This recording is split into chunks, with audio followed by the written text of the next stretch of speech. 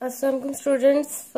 आज जो मैं पेपर प्रेजेंटेशन लेके आई हूँ ये मैट्रिक की मैट्रिक में फिजिक्स का जो टॉपिक है, सब्जेक्ट है, उस पर प्रेजेंटेशन है। ये फिजिक्स का मैंने कंप्लीट पेपर अटेम्प्ट किया है कंप्लीट प्रेजेंटेशन के साथ। आप इसे ज़रूर फॉलो करें। सबसे पहले मैं आपको बताऊंगी कि आपने क्या क्या चीज़ें जो इसमें रिक्वायर है प्रेजेंटेशन के लिए, जो आपने बोर्ड में यानी एग्जाम्स में लेके जानी है। स्टूडेंट्स ये देखें, 605 मार्कर है, ये 2 है, 604 जो है 1 है।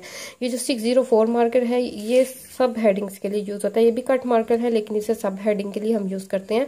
जो मेन हेडिंग्स हैं, ये यानी जो आपने मोटी मोटी हेडिंग देनी होती है, जो मेन हेडिंग्स देनी होती है, वो उसके लिए हम 605 मार्कर यूज करते हैं। ये 605, इसकी टिप जो है थोड़ी सी मोटी होती है और हेडिंग जो है थोड़ी सी बड़ी बड़ी आती है।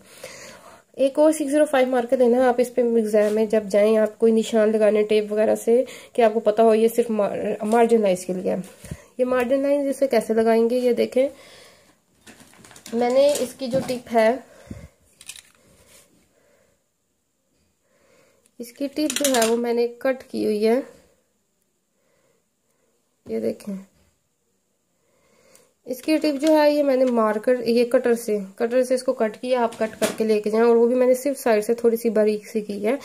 इससे जब मैं लाइन ड्रॉ करूंगी स्केल से तो वो खुद बहुत डबल लाइनिंग आएगी। डबल लाइनिंग जो है वो प्रेजेंटेशन को और खूबसूरत बनाती है, इसलिए बार बार 2 दफा लाइन लगाने से टाइम भी वेस्ट होगा।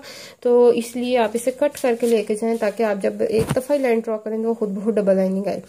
तो सबसे पहले जो है आप ये चीजें कंप्लीट करें। इसके बाद जब आपके पास शीट आए और अभी आपको क्वेश्चन पेपर ना मिला हो यानी आपके पास टाइम हो, तो आप सबसे पहले जो है मार्जिन लाइंस ड्रॉ करें साइड पे। मार्जिन लाइन आपने कैसे ड्रॉ करनी है, सिर्फ इस साइड पे आपने ड्रॉ करनी है। वो थोड़ी सी स्पेस ज्यादा दें क्योंकि जब पिनअप होता है तो वो काफी चीज अंदर चला जाता है, हिस्सा तो वो लिखा हुआ अंदर चला जाता है। इसलिए आप जो है थोड़ी सी स्पेस ज्यादा दे के कम से कम इतनी स्पेस पे मार्जिन लाइन ड्रॉ करें। सिर्फ इस साइड पे ड्रॉ करनी है आपने।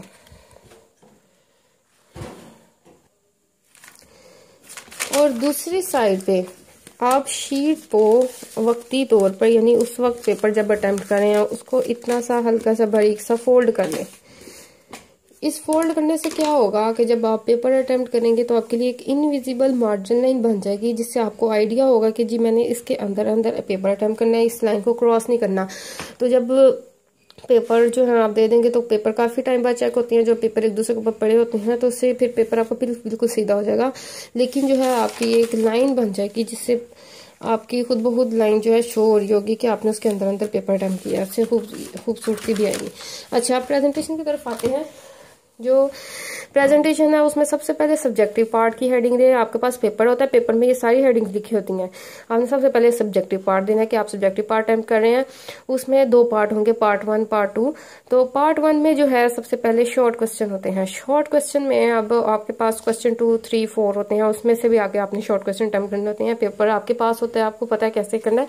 मैं आपको जस्ट आइडिया दे रही हूँ। ये सिर्फ फिजिक्स का पेपर है, आप इसको लेकर अपना केमिस्ट्री का, बायो का या और जो सब्जेक्ट है इंग्लिश वगैरह आप उसको भी अटेम्प्ट कर सकते हैं। बल्कि इंग्लिश और उर्दू के सब्जेक्ट पे और इस्लामिक के सब्जेक्ट पे मैं अलग से वीडियो लाजमी बनाऊंगी, मैट्रिक और इंटर की, क्योंकि वो थोड़े से टॉपिक हटकर हैं। लेकिन ये बाकी जो सब्जेक्ट है उनके लिए ये सेम प्रोसीजर है, आप उस तरह अटेम्प्ट कर सकते हैं। मैथ का भी इसी तरह अटेम्प्ट होगा। क्वेश्चन 2 की हेडिंग दी, उसमें जो भी आपने पार्ट पहले अटेम्प्ट करना उस पार्ट की हेडिंग दी। ये सारा मैंने 605 से दी है। उसके बाद अब आप ये जो सब हेडिंग्स हैं यानी अभी शॉर्ट डेफिनेशन का क्वेश्चन है उसकी हेडिंग लाजमी बनती है, तो आप कोशिश करें हर शॉर्ट क्वेश्चन को हेडिंग के साथ अटेम्प्ट करें। तो उसकी मैंने हेडिंग दी है 604 मार्कर से हेडिंग दी है। अगर डेफिनेशन है तो आप कोशिश करें डेफिनेशन इस तरह अटेम्प्ट करें सेंटर में। अगर डेफिनेशन की लेंथ ज्यादा है तो आप जरा स्पेस थोड़ी सी कम कर दें और इसको थोड़ा सा इतना ले जाएं। और अगर 2-3 लाइन की है तो आप जरा उसे सेंट्रल में ले जाएं। तो डेफिनेशन अटेम्प्ट करने का ये बेस्ट तरीका होता है। उसके बाद अगर आपने एग्जांपल देनी है, एग्जांपल की हेडिंग जोड़िए, ये कंप्लीट शॉर्ट क्वेश्चन अटेम्प्ट कर लिया। इसके बाद इस तरह बाकी शॉर्ट क्वेश्चन जो है सेकंड पार्ट, उसकी भी मैंने हेडिंग दी, डायग्राम थी मैंने डायग्राम बना ली।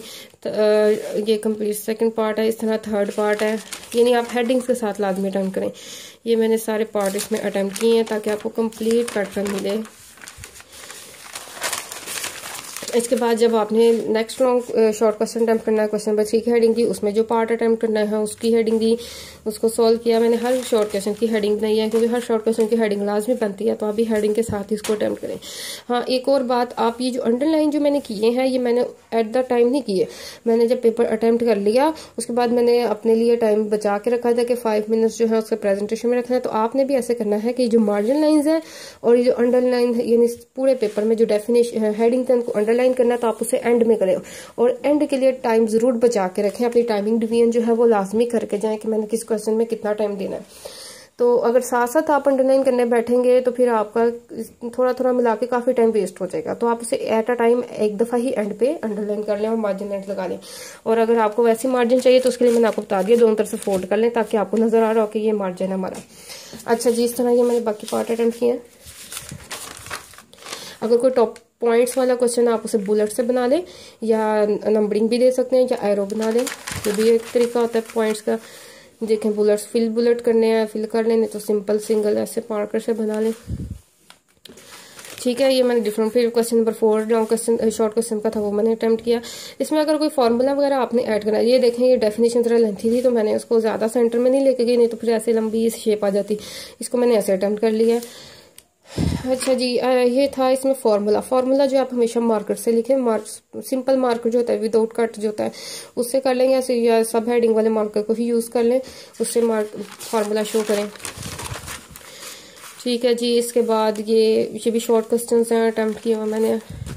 हेडिंग ज्यादा लंबी हो तो आप उसके एंडिंग और इस तरह अंडरलाइन कर लें, पूरी अंडरलाइन ना लेके जाए, फिर गंद सा लगता है। डायग्राम हमेशा मार्कर या पेन से बनाए, पेंसिल तो अलाउ ही नहीं होती बोर्ड में। अच्छा जी, इसके बाद सब्जेक्टिव पार्ट स्टार्ट हो गया, पार्ट 2 यानी लॉन्ग क्वेश्चंस का। पार्ट 2 में अगर आपने लॉन्ग क्वेश्चन अटेम्प्ट करने हैं उस क्वेश्चन नंबर की हेडिंग दें। उसके बाद 2 पार्ट होते हैं हमेशा, part A part B. Part A की हेडिंग दें, अब उसमें जो है लॉन्ग क्वेश्चन है उसकी मेन हेडिंग दें। ये 605 से मैंने मेन हेडिंग दिया। उसके बाद अब उसको डिस्क्राइब करना है तो उसकी सब हेडिंग्स बनाई है, उसकी हिस्ट्री, उसकी डेफिनेशंस वगैरह, उसका फॉर्मूला, उसकी मैंने अलग हेडिंग दी है। फॉर्मूला जो है, क्योंकि फॉर्मूले की हमने हेडिंग पहले मार्कर से दी है तो आप इसे पेन से ही करें।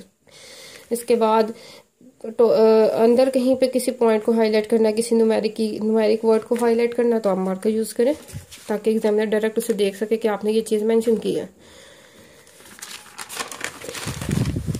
हाँ जी, न्यूमेरिकल जो फिजिक्स का न्यूमेरिकल है उसका बेस्ट पैटर्न जो है वो ये होता है कि आप जो है सबसे पहले न्यूमेरिकल हेडिंग देनी है तो दे दें, नहीं तो ना दें, बल्कि बताना चाहिए आपको कि आप ये न्यूमेरिकल अटेम्प्ट कर रहे हैं। उसमें सबसे पहले जो गिवन डाटा है, डाटा की हेडिंग दें। उसके बाद जो आपने उस क्वेश्चन में फार्मूला यूज करना है उस फार्मूला की हेडिंग दें। उसके बाद आपने जो सोल्यूशन जो उसमें आपने जहां सॉल्व करना है सोल्यूशन की हेडिंग दे, उसमें सोल्यूशन दे। उसके बाद जो आपको फाइनल आंसर आए उसके आप रिजल्ट देख हेडिंग दे। ये बेस्ट तरीका होता है न्यूमेरिकल अटेम्प्ट करने का।